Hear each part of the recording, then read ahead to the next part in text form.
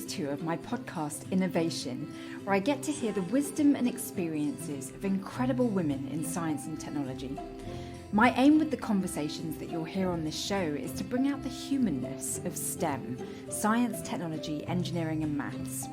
I grew up in a very STEMmy household where we were encouraged to be curious and ask loads of questions about the world around us. As a result, I studied mechanical engineering, a great subject for understanding how the world works. By the end of my studies, I was able to mathematically model chaotic behaviours such as turbulence, but it was only after university that life itself taught me that not everything can be explained with a neat little mathematical equation. Life doesn't always unfold in a straight line. There are lots of twists and turns along the way, and here on Innervation, I want to hear how other women deal with this. This week, I talk to Precious Lunga, a neuroscientist and epidemiologist. My name is Dr. Precious Lunga. My background is that I'm an epidemiologist and a neuroscientist. And right now, I actually founded a health tech startup, which is my full-time occupation right now. And it's called Baobab Circle. And we've developed an app that really supports people with chronic health conditions manage their health across Africa. So how did you get into epidemiology to begin with? Oh, well, actually, I started as a neuroscientist. So I didn't even really know about epidemiology in a sense. And it was really at the end of my PhD in neuroscience that I thought I really wanted to do more. I wanted to learn about the world. I felt as if I'd been in the ivory tower, so to speak, and want to experience the world. And epidemiology is more noise. It's about people's behaviors impacting health. It's about data. And you're really out there. It's very different from a controlled experiment in a lab. And that's how I really moved from what I originally started on to epidemiology, looking at populations and how can you make people healthy. So for people that are completely non-STEM, I mean, could you just give us a basic synopsis of what neuroscience is and what epidemiology is? Because they're quite big, scary words. Yeah. Well, I mean, neuroscience is really understanding how the brain works, right? And our whole being, who we are, almost everything that we do is controlled by the brain. I mean, the brain is the super organ. And that's what fascinated me about the brain.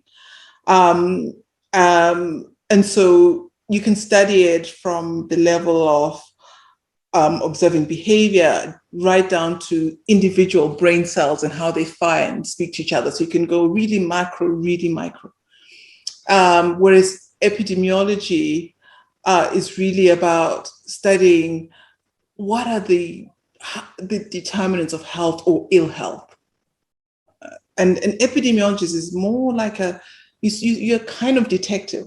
You're trying to understand what is happening, what is causing it, and how do you change it, how do you improve it, and then how do you measure that what you've done has actually had an impact. And I think actually with COVID, more people know what an epidemiologist is or what they do, because before, people would think I was doing something to do with skin, and I'd explain, no, actually, it's really about the determinants of health and ill health and how we can impact. In terms of what you're actually specifically doing now, how are you having an impact in the world? With chronic health conditions like diabetes, hypertension, why it attracted me, it brought together the two different aspects, my interest in the brain and behaviors, and my interest in how do we actually improve health. If you have a chronic health condition, you need to do quite a lot of self-management. And that means you have some degree of motivation. You need some monitoring, and you need to really understand what are the key things you need to get right in order to be healthy. And so the work that I'm doing right now is, we said, okay, there are not enough doctors, even in the UK, there's not enough doctors. So you can imagine in a resource constrained setting, there are not enough doctors. And yet, if you have a chronic health condition, you need someone to really help and support you to really understand what you need to do. What do you need to be doing more exercise? When you need to be taking your medication? What tests need to be done? And yet at the same time, almost everyone has a mobile phone now. And so that's where the technology comes in, is can we then personalize that support that we provide and localize it, deliver it in the local language, and at the same time be able to track and understand that the messaging that we're providing, is it having an impact? Because we can also see by measuring the blood glucose or blood pressure whether there's an improvement over time. And so it helps you to provide information, but also measure and see whether what you're doing is having an impact. And that's what I'm working on right now. As a little girl, what was it like in the beginning? Like, how did you end up at this point? I was born in Zimbabwe, and I lived in this what they call a township, this suburb in Bulawayo. And as a child, I was always really curious. I was one of those kids who was always asking, why this, why that? My parents bought me a microscope just to keep me occupied when I was about 5. And I was always really curious about the world. And that's what I love about science, is that there are never-ending questions, and you're following it's the search for truth. That's what I see science as. It's the search for truth. Whether we ever get there, but each step reveals more questions and more possibilities, and then you go down that path. And so I've always been interested in science and the whys, and really understanding how the world works or how the body works. I totally resonate with that. To be able to be involved in the kind of work that you do, it's so important to study subjects like biology and probably chemistry and the sciences, which can be very intimidating. Were you just naturally good at these subjects? Like, what was your relationship with these subjects like? Oh yeah, with each of the, yeah, and obviously maths. So I loved, my favorite subject that I've ended up obviously in human sciences was physics. I loved physics. And maths. I enjoyed them, but I wasn't equally good at all of them. I think that some of it actually also depends on the mentoring and the teacher. I remember in one year I used to love maths, and then one year I had a maths teacher who we just didn't hit it off. And that year, my grades just went rapidly downhill. So I think actually a lot of it has to do with the openness in their approach.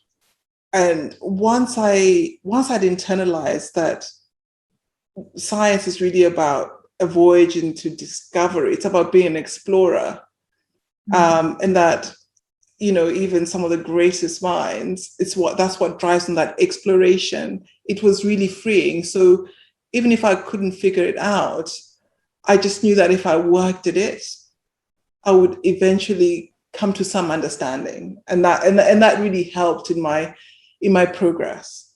And I have to confess that I loved science more once I had that freedom of experimentation. I wasn't so great at sort of that rote learning, because really what drives me is being an explorer. Yeah. The unknown is what really intrigues me the most. And to be able to explore the unknown, you have to have a good relationship with failure. Yeah. Like, what are your perspectives on failure? Oh, masses. I mean, so being a scientist is, I think, one, you must be, I am an optimist.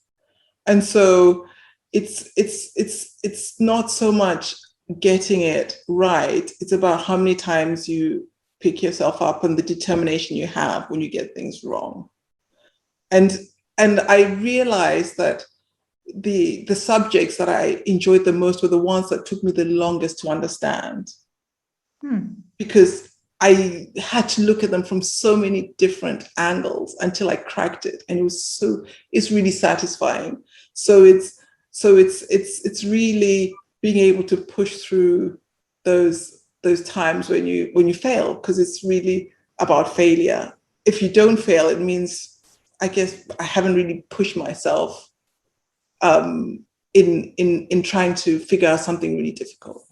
My mother, she was saying, be whatever you want to be, no matter how outlandish. And in fact, she said, the more unique it is, the better. Don't feel like you've got to follow a path that other people have taken.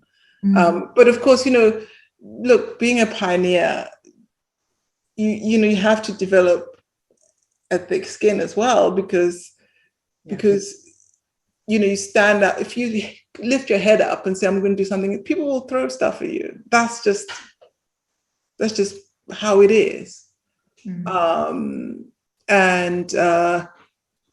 it will be hard. And that's why supported networks are important. Yeah, I often hear younger girls talk about feeling scared to speak up because they don't want to say something wrong or make themselves look like they don't understand. It doesn't sound like you ever suffered from that. Oh my God. Of course I did. Of course I did. Yeah, absolutely. How did you deal with it then? How did I deal with it? How do I deal with it, I should say? Because I think it's something that we constantly have to be aware of, in that it's so easy to be the listener and to absorb, right? So there's a part of me suddenly, and I think many scientists, where you're observing the world and processing. And if you're in a situation where you have to make a presentation or you're discussing with other people, it's so easy to be processing what everyone is saying and really think that maybe what I have to say may not be relevant or you can't contribute. And it's strictly not the case. When I was doing my PhD, it really forced me, and my PhD training forced me to give presentations about the work that I was doing. And I was really interested in understanding how stress changed the brain. And we've really moved quite a lot now, but at the time it was still quite a new area. And I remember that initially my first presentation, I think I had a very low score because I was so uncertain. I sort of stood up there and I was going, I'm not sure about this, I'm not sure about that. And I think it's also about how maybe as men and women we present ourselves.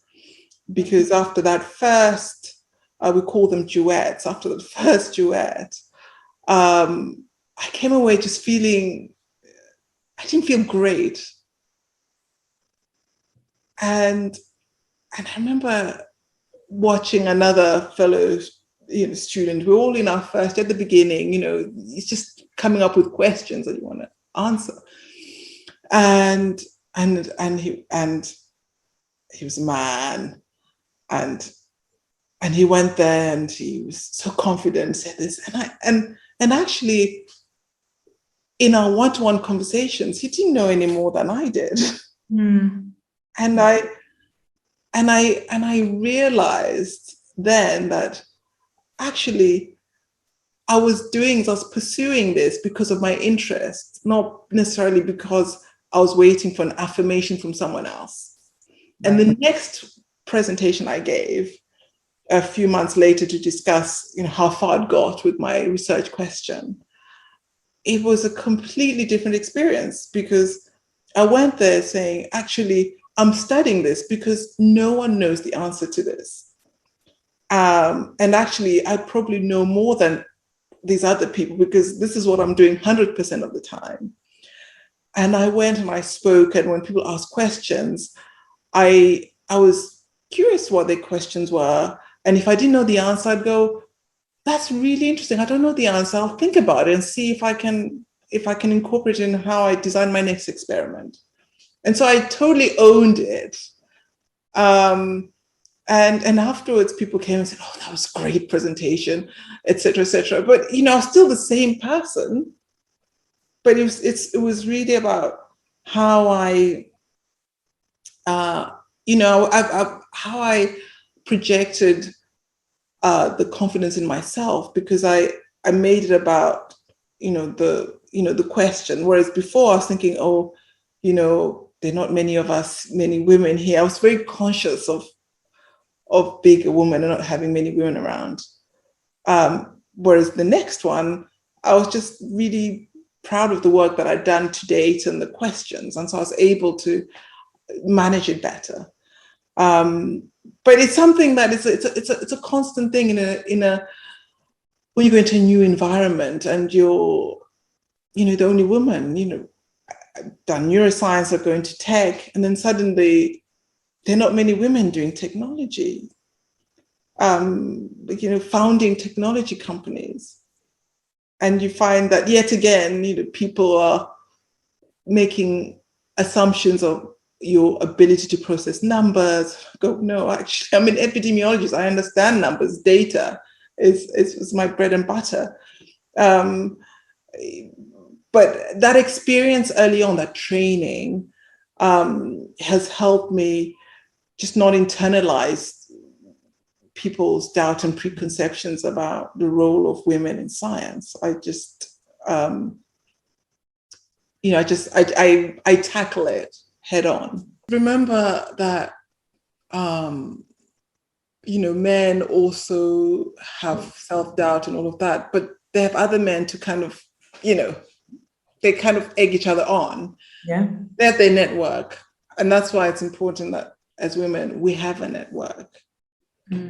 Because then, even if someone, with what you're doing, even if people say, oh, you're not an engineer anymore, blah, blah, blah, it's irrelevant. Your brain you applied yourself, you got your PhD, you did that. That's who you are. You're an engineer. It's more, there'll always be, the louder the voices are that are saying you can't do this, it must mean they're threatened about something. Yeah. Yeah. And so I think that's where, as women, we won't find that external affirmation from our peers necessarily in the work, from our peers at work. Why? Because we are an alien to them. There are not many women. Yeah. No. So understanding that, then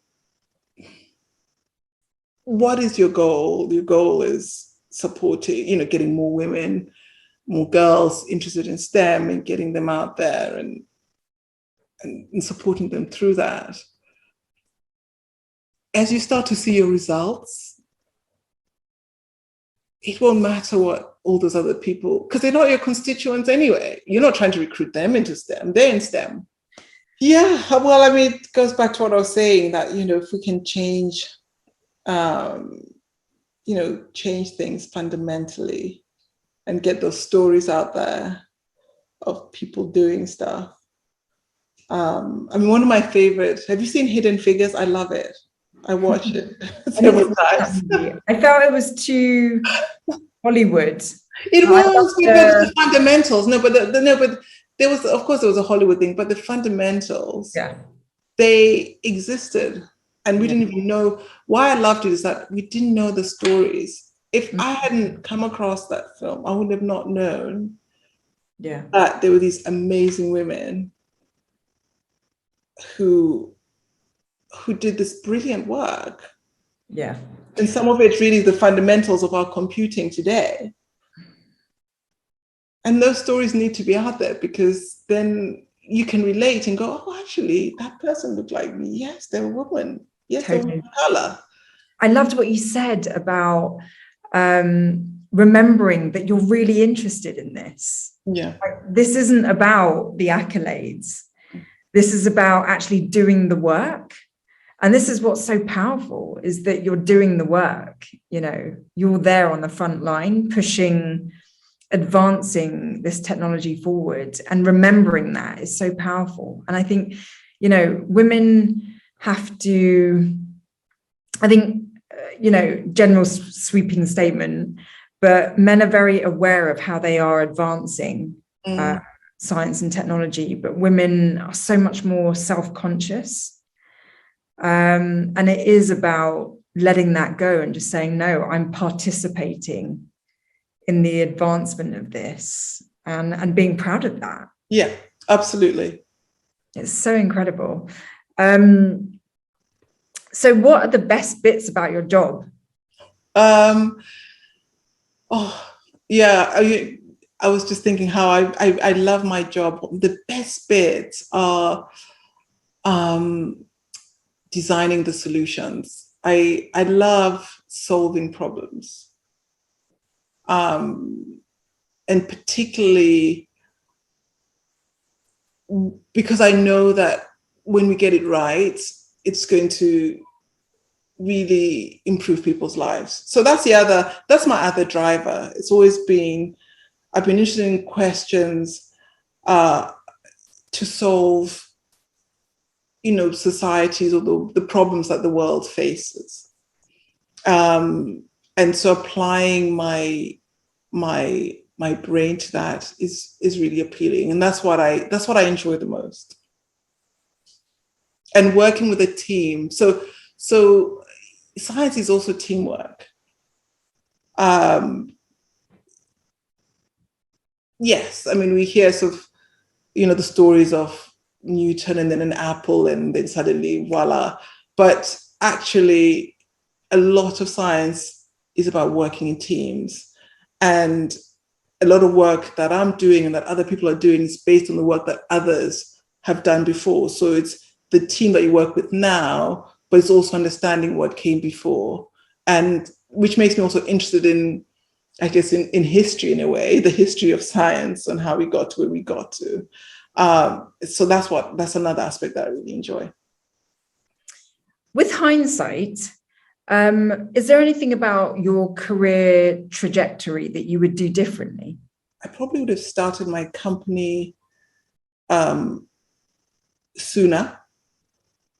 I spent a lot of time really, you know, doing a lot of sort of analysis before even, you know, years. I've wanted to use technology to bridge the gap for health access for a long time. And I kept on sort of coming up with reasons why I needed to do this before I could prove that I could start a company, et cetera, et cetera. So I would say starting earlier, I definitely would have done that. But I enjoyed the fact that I started in one trajectory as a neuroscientist, meandered into doing HIV research, did more policy work. That rounded aspect reminded me of how, you know, how flexible the brain is. It's really about applying your mind to whatever problem. And I have had exposure to different aspects, you know, of science, and really enjoyed them. Mm-hmm. And so it's in that aspect, I don't regret that at all. Yeah, whenever I ask this question, I always have in the back of my mind that hindsight is a very unique thing, because at the time we're really making the best decisions for the resources we have at that moment. Mm. So with hindsight, it's like, yeah, you could do a ton of things differently, but you don't, because I mean, you just couldn't. Things were different back then. And so, I've always become so aware, and also I've really heard answers where women don't regret, which is a very powerful thing, to not regret, to say, well, I did my best at the time, and yes, I would do things differently with this knowledge I have today, but back then I did the best that I could. What has been the best piece of advice you've ever received from either friends or family or professional colleagues? I was graduating, and there was someone else graduating with me, and so I was graduating, having completed my neuroscience PhD, and already I'd been thinking, I had a job offer, a postdoc at Stanford, and at the same time, I wanted to explore the world and do field research, and I had no field experience at all. And it's so easy for us to box ourselves into a little box. We just put ourselves into a little box, a little category, and say, okay, I'm a lab scientist. This is what I do. And this man is actually, his name's Jonathan Weaver. He's a professor at Imperial College, and we were graduating at the same time. And he said to me, Precious, you're a neuroscientist, but Africa needs people like you. Why don't you work on HIV, do HIV research? And I thought, oh, okay, yeah, I want to do field work, but it's a radical departure from what I was doing. But it's really the best piece of advice, because several months later, I landed in Entebbe in Uganda, and I just remember it was hot and muggy, and I learned so much in that space of time, understanding, being in an uncontrolled environment, understanding that just because a medicine is there doesn't mean people will take it. There are many different drivers of behavior. It's one thing to understand it theoretically. It's another when you're trying to get people to take some medicine or even take a vaccine or behave in a healthy way. It's really helped me understand how science in action is different from science in a very controlled environment. And what you're talking about is so fundamental, because I think maybe one of the reasons why people turn away from science is because it is very intimidating, and there are Ivy Leagues, and there's ranking systems, and it's very competitive. On the outside, it looks extremely intimidating. But there's also this massive and vast aspect, which is that you can really make a difference to humanity. And the idea that you turn down Stanford to do really meaningful work is so huge. I mean, it's just so huge. And this is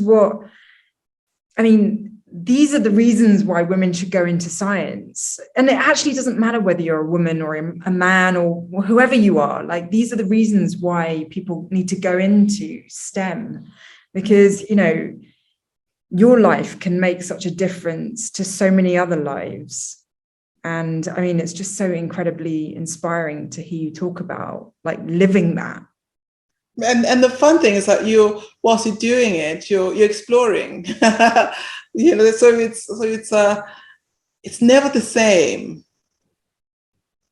Yeah.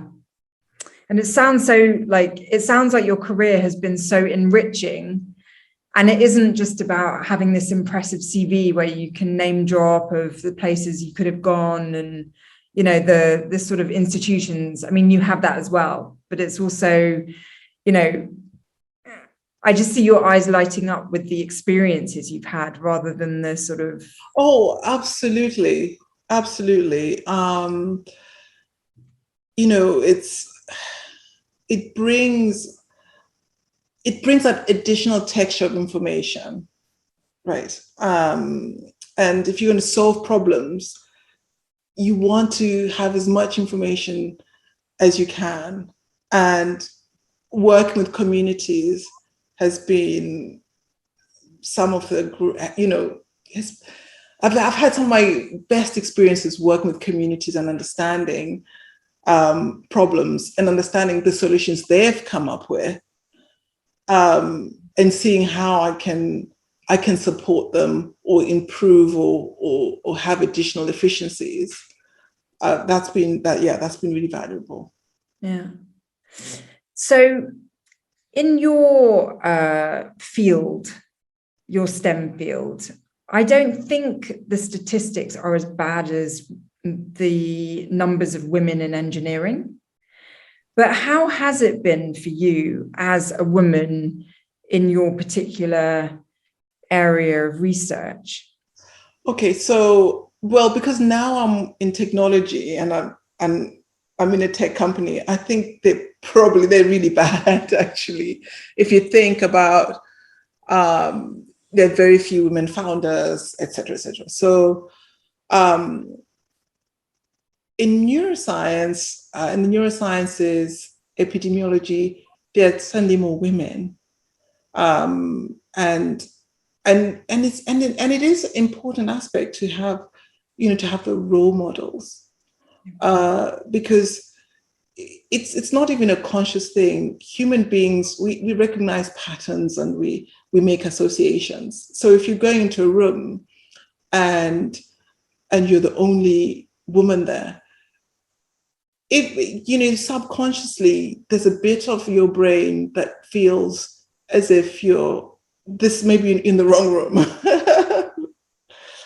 and I think, that's why I also think it's important that more women go into STEM, because we need, back to that collaborative effort, we need to be able to approach the problem from different aspects. We need the diversity, of thought, diversity of ideas.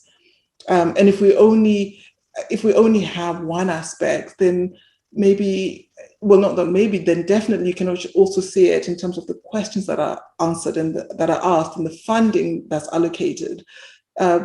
Women-centered or women-only questions really tend to receive less funding than ones that are, that affect men. Because if you don't have women as advocates saying, we want to answer that question, and making sure that money goes there. If the funding doesn't go there, then the work doesn't get done. So that aspect is also important. You said, the people that don't support you, like walk away type of thing. That was the message I got. Well, that's what I've learned. But there was a time when I didn't think people could be any other way. I just thought that was all people, they all just, I didn't think anyone could be supportive. And it's taken me a while for the light bulb to go on, where I'm like, oh gosh, there are people that don't believe in me. And there are people that really do see my vision and they understand my passion. And that's been a revelation for me. Thank you so much for using your voice, Well, thank you for doing this, because you're using your voice. And that's,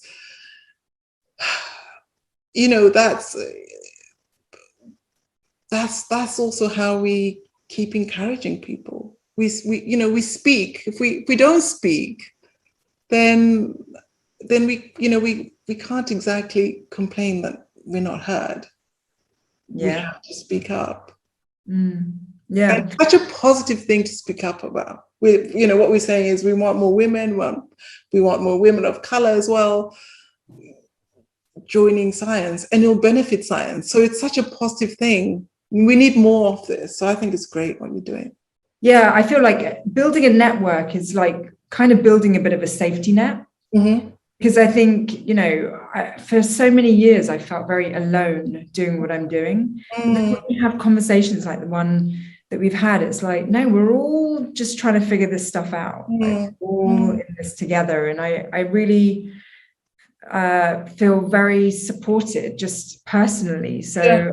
I'm hoping that will radiate out to others. I really hope so. And it makes a difference because when we're there, we can speak and represent. I sit on the board of the Medical Research Council. I joined, I've been there a year now. When I was invited to apply, I looked at who else was there and I thought, no one there looks like me. And then I thought, you know what? If everyone thinks like that, you have to be there. And I applied and I got through the interviews and now I'm on the board. And I can see that this is an opportunity to make a difference. And so whenever I can, I want to speak about it. I want to, I think it's important and it can make a big difference. As a woman, and also as a woman of ethnic minority, say, have you ever experienced being like discrimination? Oh yeah. Have I experienced discrimination? Let me step back. So certainly as an undergraduate, I didn't. Because when work is marked, it was always anonymous. So so your grades are your grades. And so I didn't feel at all discriminated against. Similarly, doing my PhD, I had a great supervisor. And so I can't speak for others, but because I had a great supervisor, again, I didn't, I felt included and listened to, that I was there because of my brain, and that's what mattered versus anything else. I would say that what the largest level of discrimination I've noticed is actually in the tech world, because there's an image that the people who understand technology are going to be white men. Probably maybe even say Ivy League white men. This you can even put in another category, and that's where people have said really ridiculous things to me that I won't even repeat,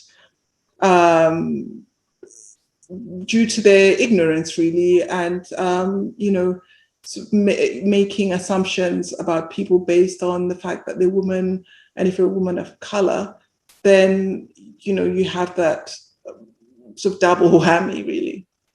How do you push past that?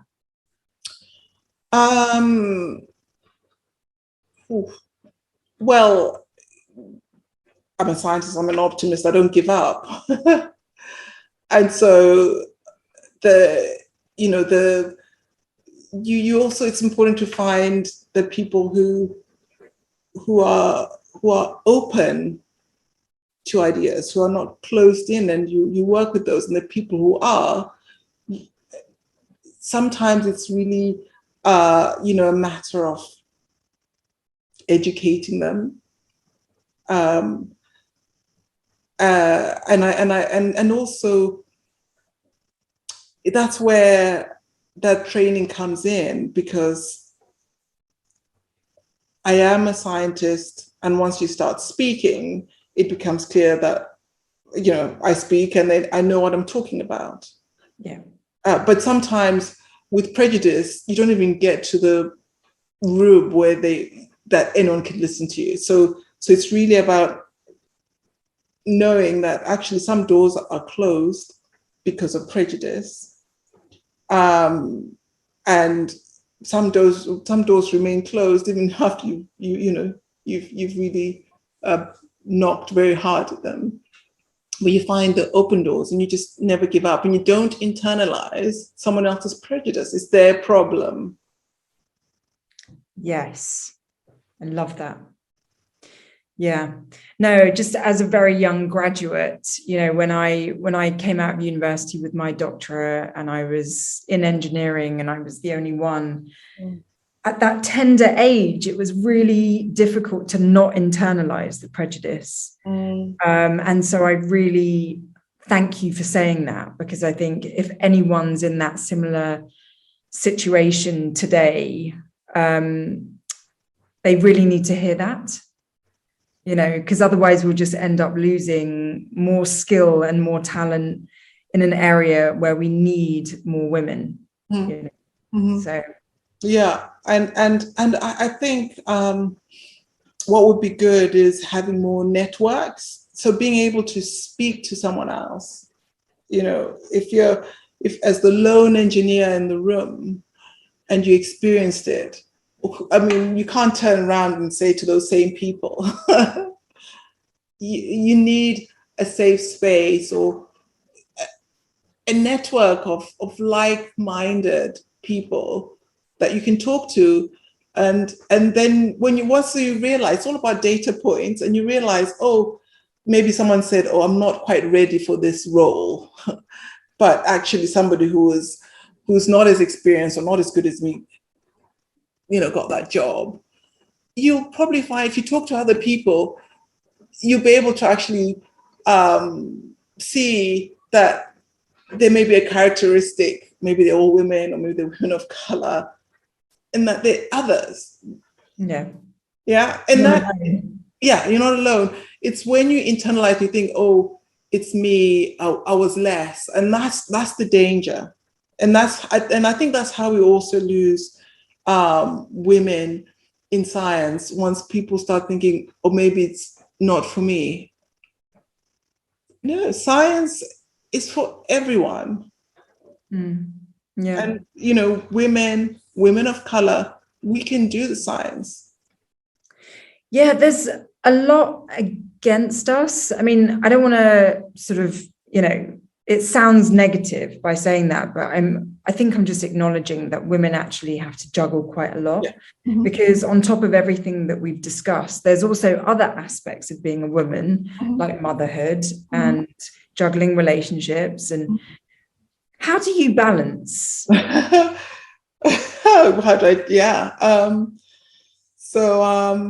Wow, yeah. It's difficult because the expectations on women, are much more. Someone told me recently that women scientists, for example, during lockdown, produced fewer papers, had fewer outputs than the male scientists. Now, that's not because the women are less able anyway, but most likely it's because the burden, the brunt of childcare, of looking after the home, fell on the women. And that's where, to truly have an inclusive society and improve women in STEM, it requires men as well to step up. Yes. So that was my long answer to say, how I juggle it is, I make sure that my husband steps up. And when I have to travel, I do travel for work, because it's my work is just as important as his work. Yeah, and that's a theme that comes up over and over again, is like, first of all, as women in STEM, I think we already have such high expectations of ourselves, and we find it very difficult to ask for help. I think it might be the nature of the way our brains work in science. Like, we're searching for answers. It's we're quite independent thinkers. And so asking for help can be quite difficult. But at the same time, I feel like women don't doubt that they can juggle everything. But I think there's this acknowledgement that actually attitudes need to change about what's expected of women, because there's just too much. I mean, we can't change that biologically we carry babies 9 months and we have that role. So then why are we also expected to have these really successful careers when, I mean, it's just not physically possible? Yeah, it's not. I mean, okay, so I personally think that the role that women have in bringing up children, being the carer, bringing up children, or having to look after, elderly relatives, etc., it needs to be not just acknowledged but elevated, with the understanding that you can't do everything well all the time. So women who actually take time off and make this decision to take a break, to look after their children because they're young, and then want to get back into it, they should not be penalized. So maybe it's also about changing how we actually rate whether someone is a great scientist or not. Maybe it's your productivity when you're productive versus, over a 10-year period. Because if a man who's been working continuously for 10 years and a woman who's taken 5 years to look after children, and then if they're considered for a grant application and you just look at, he has many more publications. Of course he has. He hasn't had to stop for children. So that I think that's made a difference. There are schemes that to support women getting back into science. I want to be more radical and say we just have to. The schemes are great, but let's just overhaul how we actually approach and reward achievement. If we can change that fundamentally, then it's across the board. It's not just saying having a scheme where we can help 100 women. We should be able to support thousands of women. Yeah. And how we do that is to change at the fundamental level. It's also about education, because when I was studying, I just had my focus on qualifying. And it takes a long time to get really great qualifications. Yeah. And then once you do, you're like, I don't now want to take time out to have a family because I am now qualified. I want to apply it to industry or, and so we don't have discussions about this, like we don't realize as women going into STEM that we have all these questions ahead of us in terms of motherhood. And then by the time you start asking these questions and you're faced with these dilemmas, it's almost too late. And then you're in this whole realm of like egg freezing and like all this weird technology. Honestly, looking back, I'm just like, how could I have done this differently? Because I didn't even know that I was going to be in this situation. I did have a conversation with a woman who was Russian, and she had kids really early in her life. And she said that she knew she wanted to have kids, and so she did it early because she said by the time the kids were 10 plus, she then wanted to go back to academia and do all the things she had dreamed of doing. And, you're then also skilled up with how to relate to others because you've learned all these beautiful, amazing skills in raising children. And, you know, now she's got a PhD in artificial intelligence. And it's just like, I mean, and I'm like, who told you to plan that way? Yeah, that's pretty amazing. Yeah. So I'm like, you know, this is a systemic problem. I don't even know where to start in terms of trying to improve it.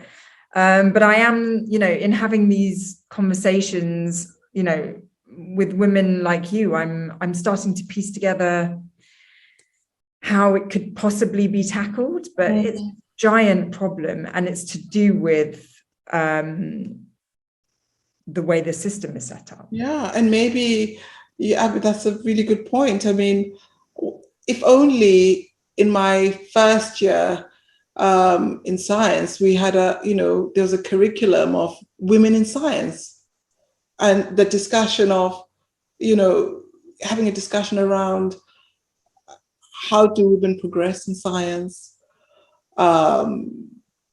what are some of the challenges, discussing motherhood. Imagine if you could have that as a 19-year-old, 20-year-old. I think it would make a difference. So, I mean, I'm 46 and I've just had this year, we have a son, I have a 5-month-old son. My approach was early on, I sort of looked at the biology and said, okay, in my 30s, I'm going to freeze my egg.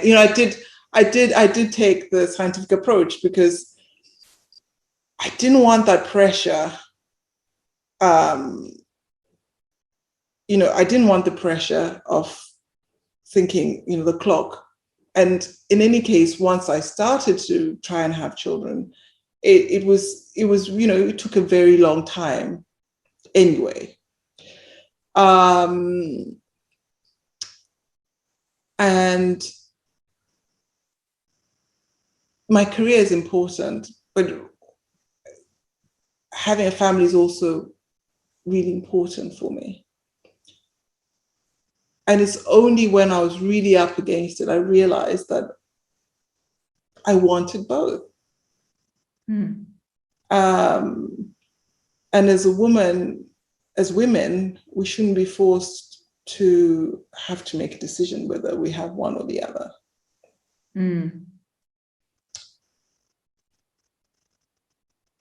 Oh, it's such an individual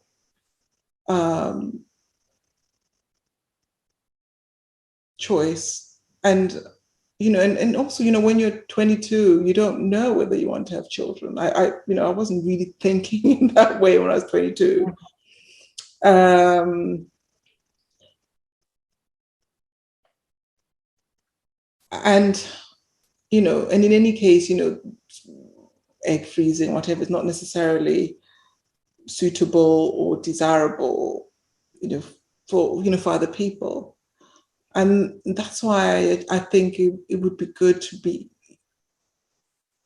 have conversations with up and coming women scientists, where we can all share our experiences in a safe space and say, because everyone's done it differently. You told me the story of the other person you interviewed who decided in her early 20s, this is what she wanted.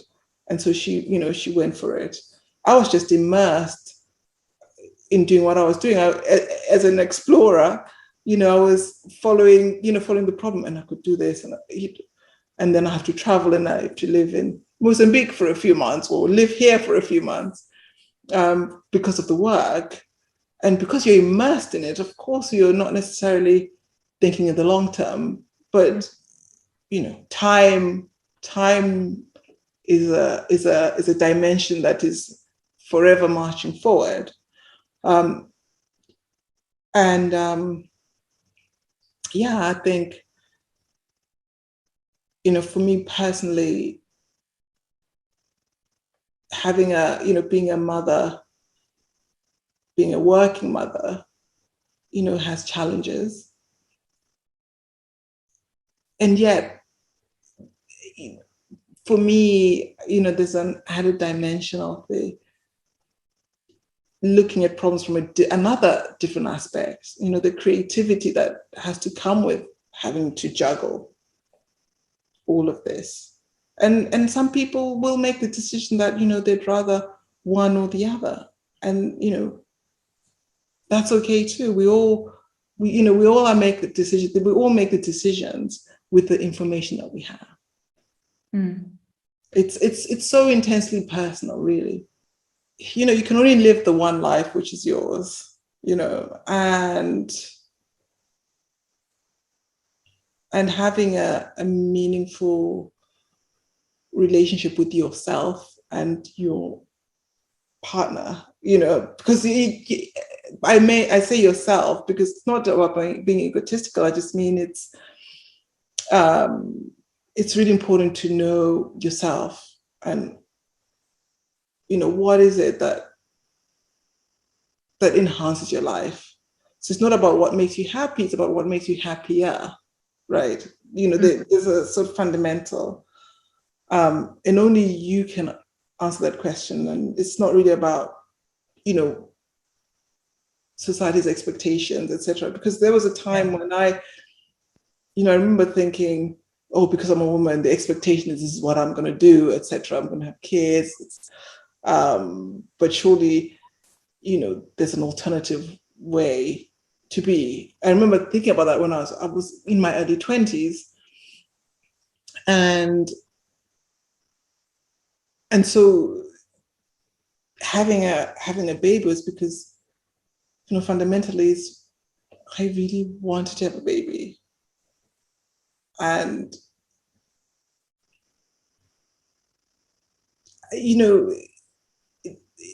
that desire to have children is not, you cannot rationalize. It's not rational. It's not at all a rational desire.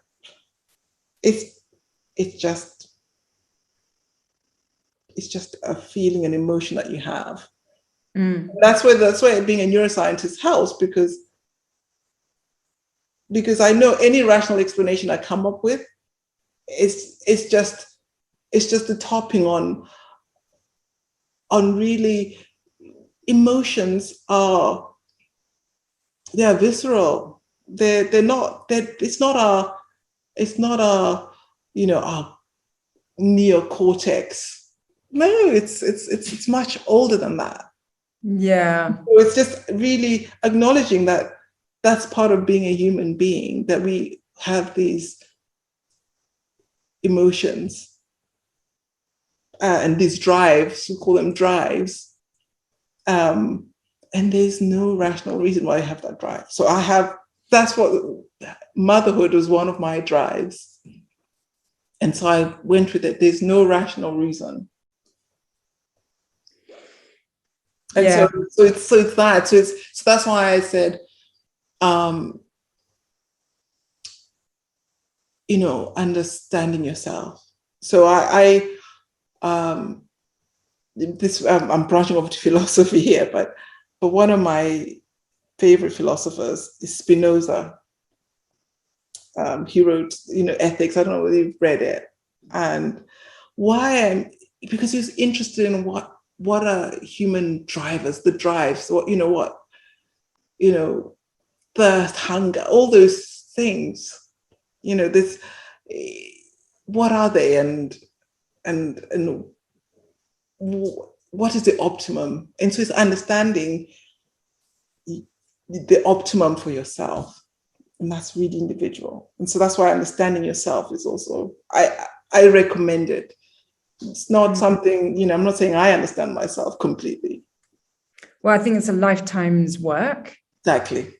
And this is what happens when you end up spending 4 years analyzing data. Yeah, it does, doesn't it? It makes you such an analytical person. Yeah. And I'm I am over analyzing right now. I need to stop this. It's too draining, and just leave it alone and trust.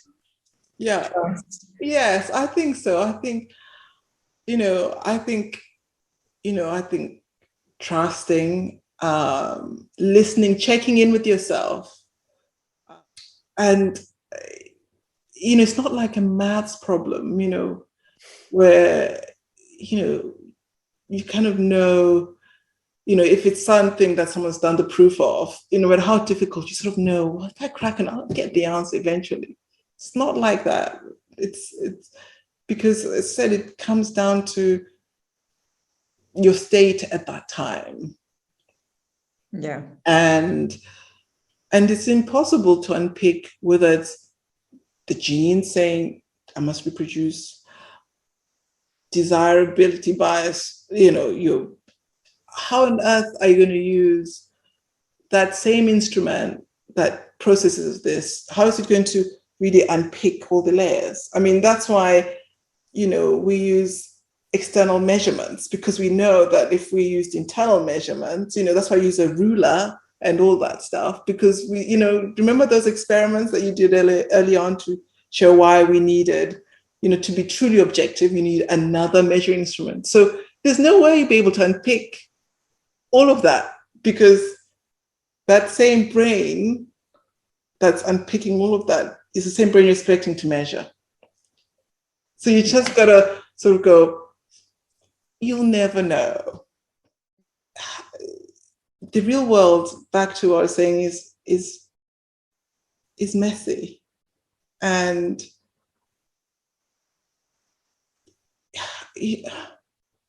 I'm reminded in my HIV work, I learned, there were some uplifting stories, but there were some really heartbreaking stories. And I remember I was in South Africa because we were observing young women over time to see, just to see who was going to develop HIV, or, just to really understand what is the epidemic doing. And so when you're screening people before they take part in a study, you'd screen them for pregnancy and HIV and STIs, sexually transmitted infections. And occasionally you'd have somebody who's 18, because that was you had to be at least 18, so someone really young. They're 18, they're suddenly pregnant, and they've discovered HIV at the same time. And and if I was going to be a sort of like a Martian coming in, I'd go, well, we know there's an epidemic in this area, therefore people should use condoms, therefore they should do this. But you'd hear the stories and you'd realize that actually it's more complicated than that. She would say, oh, he's my boyfriend and he looks after me, buys me nice gifts. He comes and sees me whenever he can. He just happens to be a trucker. He lives in another country, passes through once every 3 months. Okay. And she would be utterly faithful to this man, right? And in some cases, that would be her first sexual experience. And why am I saying this? I'm saying this because, what it taught me, and I go back to those stories that were shared by these young, brave, amazing women, that, we make decisions based on the information that we have, and that our circumstances change all the time. And that actually, as a scientist, I thought, in logical terms, there's an epidemic, therefore this is how the behaviors.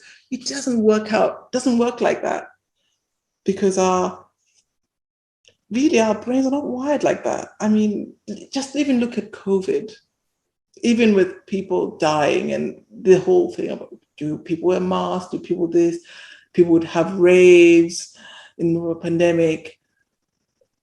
The data's there, but human beings, the drivers are not necessarily the rational. And that, if you look even from an evolutionary perspective, that drive to survive, to whatever it is, has been there for much longer than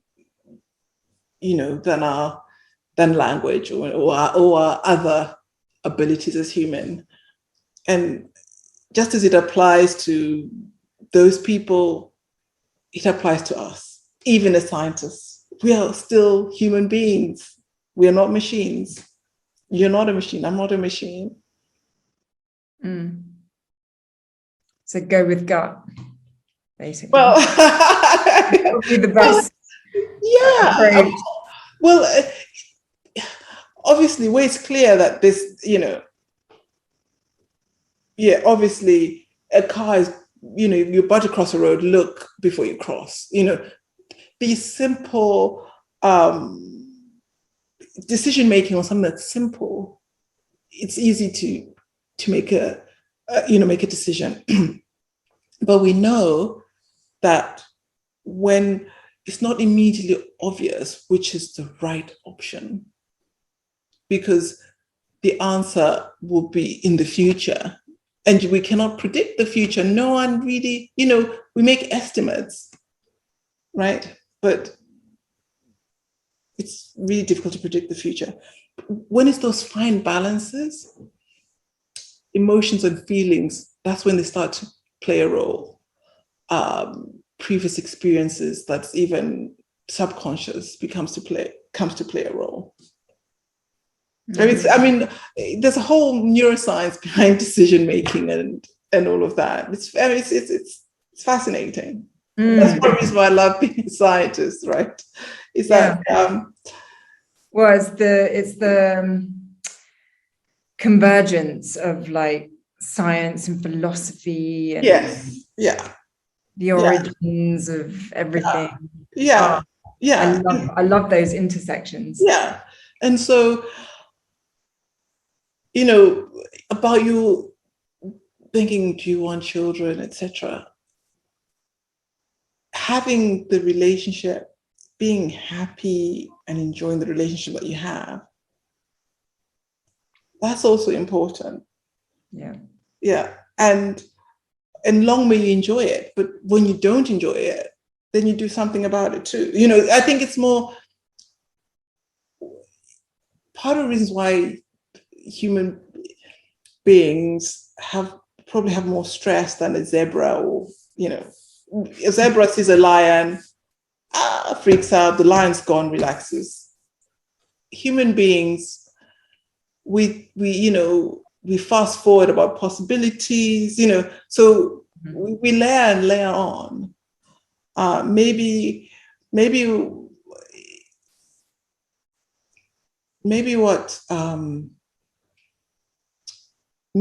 also just being in the present is also important. No, we know it's important, but reminding ourselves as human beings, because we do a lot of running in the future as well. And we do that. It's such a human trait. What do you do to keep yourself kind of emotionally and mentally and spiritually balanced? Wow. So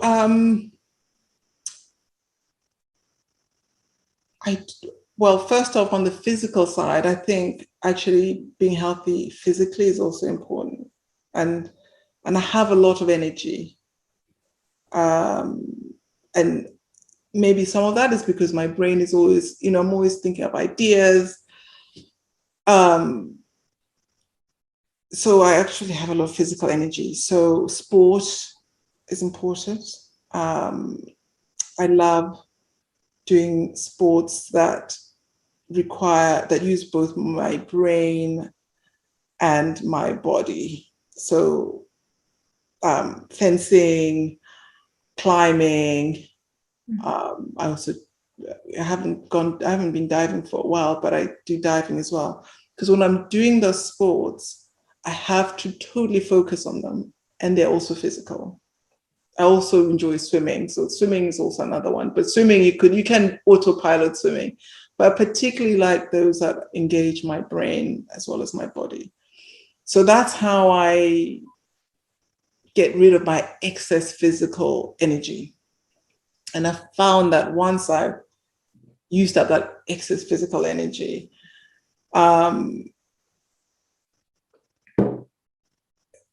reading and just really taking time to be still and to breathe and to connect with the nature.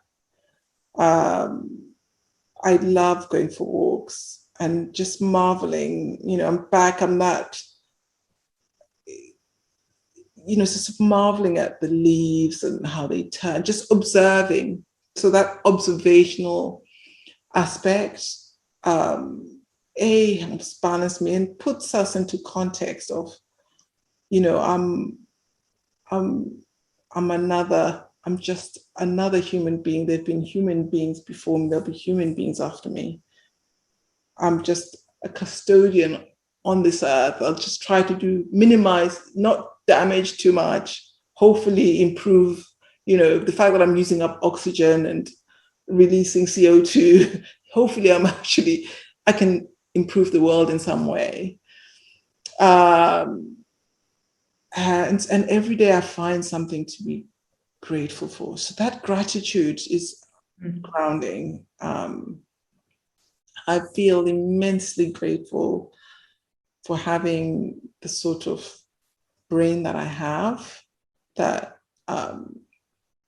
appreciates life in all its forms, be it a plant or a human brain or stars and, or some interesting piece of engineering. That creative brain that I do. And when life is particularly tough, I also love going to art galleries. I remember when I was doing my PhD, so many failed experiments as one does when you're doing something new. And I'd go to the Fitzwilliam and I'd go and I'd sit there and I'd visit certain paintings, or I'd make a special trip into London, go to the National Gallery, visit certain paintings. That just seeing something beautiful and creative, so it's inspiration from nature, but also inspiration when humans apply themselves to really doing something really well. That all those different aspects balance me, and I do quite a lot of reading, philosophy, and I cook, and I do gardening. Gardening was a recent one. I discovered that over lockdown. So planting and seeing things grow. Oh, so rewarding. Really, yes, and just being physical actually, because we spend a lot of our time doing mental stuff. Actually, physical work is also really rewarding. Definitely. What's been your most humbling experience in life?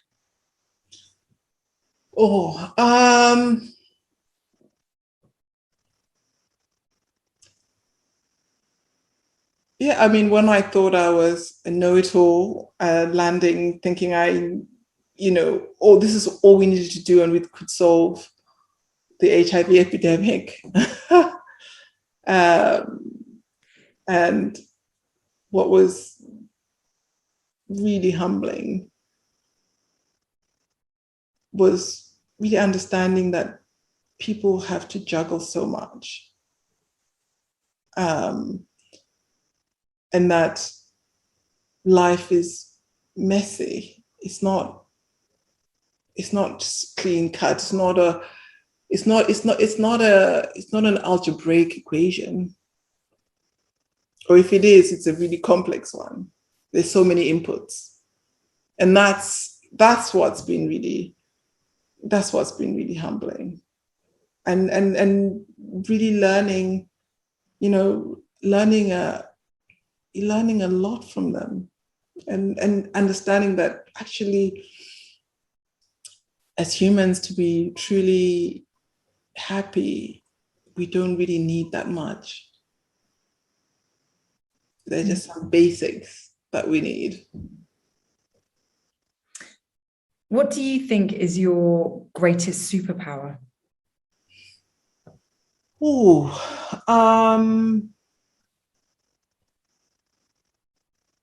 My greatest superpower.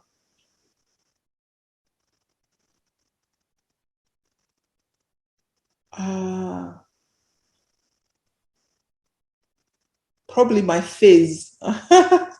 By fizz, I mean, when I fail at something or I try something and it doesn't work, I still bubble up, I get up.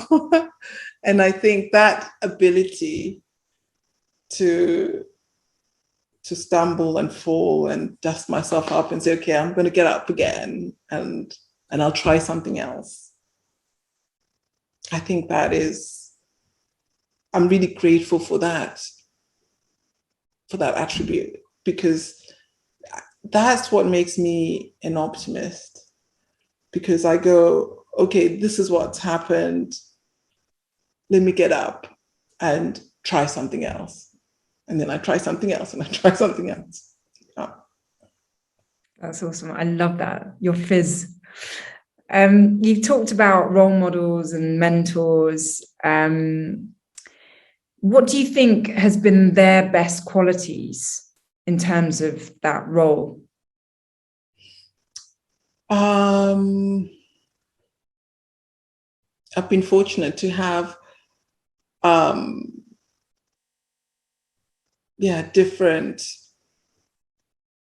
different people as role models. My mother died when I was 21, and she was a phenomenal role model for me. In that, even as I was growing up, and there were not many women going into science, my parents taught me that I could be whatever I wanted. Whatever I said, they'd say, yeah, this is great. And so having that acceptance fundamentally was, really helped me a lot. And along the way, I've had mentors who've guided me. Being entrepreneurial, of course, means that I as well as listening to people, I also like going against the trend as well. So it doesn't mean I always internalize or act on the advice I get given. But people willing to lend me a hand, give me advice, a word of encouragement, that's always been, I'm really grateful for that. We've talked about ED&I, so equality, diversity, and inclusion. You've mentioned the importance of collaboration and different people coming together. But how do you think we can encourage more ED&I in STEM? Yeah.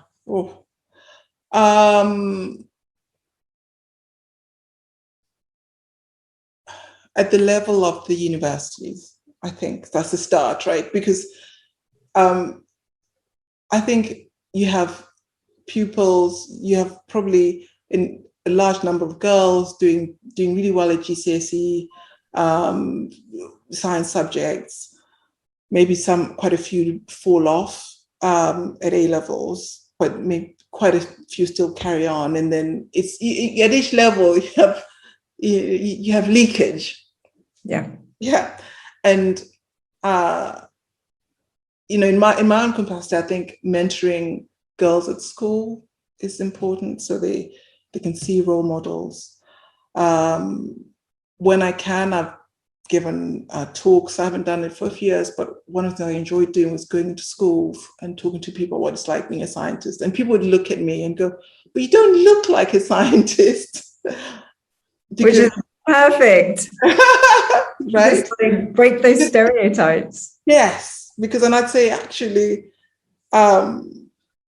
it's, you could be a scientist too, and having that conversation, it would open up that conversation. Or people feeling the pressure at A level, like, oh, if I do science, maybe it's not cool enough, and then having those sort of conversations. But I think that's starting to change. When we get to university, and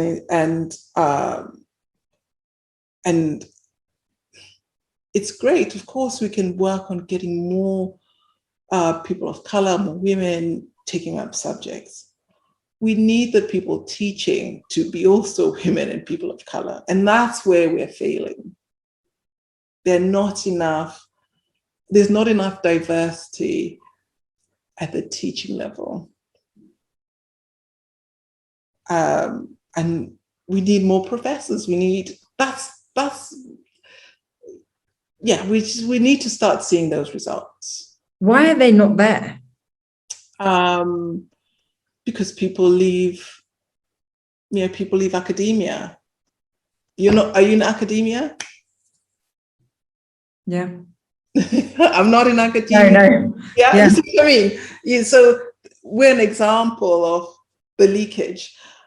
But saying that, it doesn't have to be the case. It shouldn't be a binary, I'll be in academia or I'm not. Mm. I spent some time in the US, and what I really benefited and really enjoyed from being in that environment was the free flow of movement, of being able to be in academia, going to public service, going to the private sector and go back again. Having more of that, we'll start to see the benefit of having that diversity, even amongst the teaching staff. If you can have that, I think we will be able to retain more women.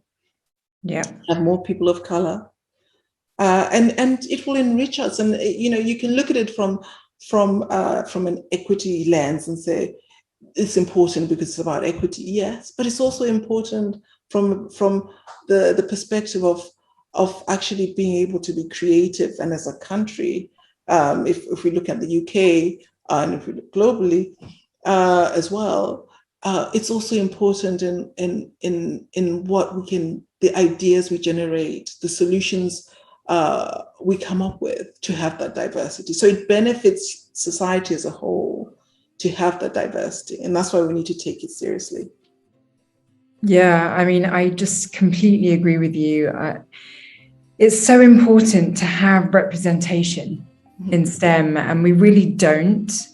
But, conversations like ours today are really going to help not only just change the faces that we see in STEM, but also in the relatability. I mean, you've just been so inspiring talking about your work today, but also in opening up about who you are as a person. And, I think conversations like this one are so necessary in recalibrating who it is that is part of STEM. And so thank you so much for all of your time. And it's been a privilege to get to speak to you. And thank you for sharing with us. Well, thank you. It's been a real pleasure. Really enjoyed our conversation, and I hope we have many more. Thanks for listening, and please do subscribe to this podcast and maybe even rate and review it if you can. The more ratings and reviews, then the more interest from the algorithms, which could help to increase the reach of this show. And you can watch the video recording of this conversation on YouTube on my new series called Esteemed Women. It's all about self-discovery and self-evolution on innovation. So as always, be kind and loving to yourselves, and I wish you all a great week.